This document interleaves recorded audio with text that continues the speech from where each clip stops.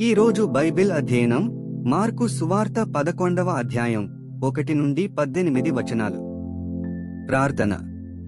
తండ్రి దేవా, మేము మీ వాక్యాన్ని చదివినప్పుడు మిమ్మల్ని బాగా తెలుసుకోవడానికి, ప్రేమించడానికి మరియు అర్థం చేసుకోవడానికి మాకు సహాయం చేయండి. ఆమెన్. మార్కు సువార్త 11వ అధ్యాయం.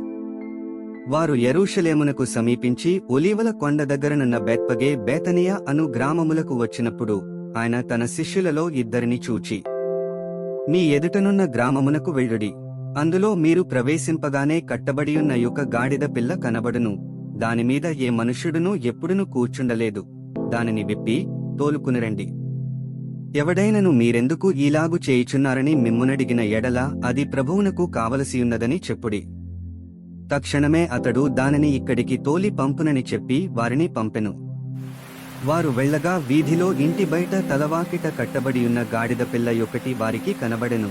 దానిని విప్పుచుండగా అక్కడ నిలిచియున్న వారిలో కొందరు, మీరేమి చేయుచున్నారు? గాడిద పిల్లను ఎందుకు విప్పుచున్నారని వారినడిగిరి. అందుకు శిష్యులు యేసు ఆజ్ఞాపించినట్టు వారితో చెప్పగా వారు పోనిచ్చిరి. వారు ఆ గాడిద పిల్లను యేసునొద్దకు తోలుకుని వచ్చి తమ బట్టలు దానిపై వేయగా ఆయన దానిమీద కూర్చుండెను. అనేకులు తమ బట్టలను దారి పొడుగునను పరిచిరి. కొందరు తాము పొలములలో నరికిన కొమ్మలను పరిచిరి. మరియు ముందు వెళ్ళుచుండిన వారును వెనుక వచ్చిచుండిన వారును, జయము, ప్రభువు పేరట వచ్చువాడు స్తుతింపబడుగాక, వచ్చుచున్న మన తండ్రి అయిన దావీదు రాజ్యము స్తుతింపబడుగాక, సర్వోన్నతమైన స్థలములలో జయము అని కేకలు వేయుచుండిరి.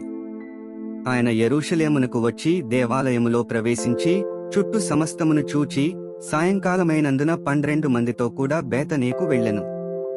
మరునాడు వారు బేతనియ నుండి వెళ్ళుచుండగా ఆయన ఆకలిగొని ఆకులుగల ఒక అంజూరపు చెట్టును దూరము నుండి చూచి దానిమీద ఏమైనను దొరుకునేమో అని వచ్చెను. దాని యొద్దకు వచ్చి చూడగా ఆకులు తప్ప మరేమీయూ కనబడలేదు. ఎలైనగా అది అంజూరపు పండ్ల కాలము కాదు. అందుకాయన ఇక మీదట ఎన్నటికిని నీ పండ్లు ఎవరునూ తినకుందురుగాక అని చెప్పెను. ఇది ఆయన శిష్యులు వినిరి.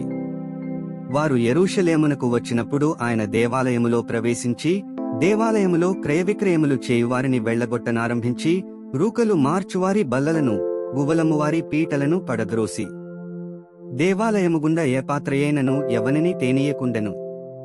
మరియు ఆయన బోధించుచు, నా మందిరము సమస్తమైన అన్యజనులకు ప్రార్థన మందిరమనబడును అని వ్రాయబడలేదా?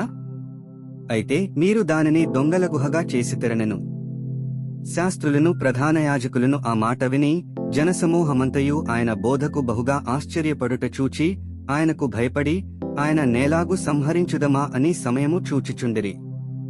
18 వచనాలు చదివియున్నాము. ముగింపు ప్రార్థన.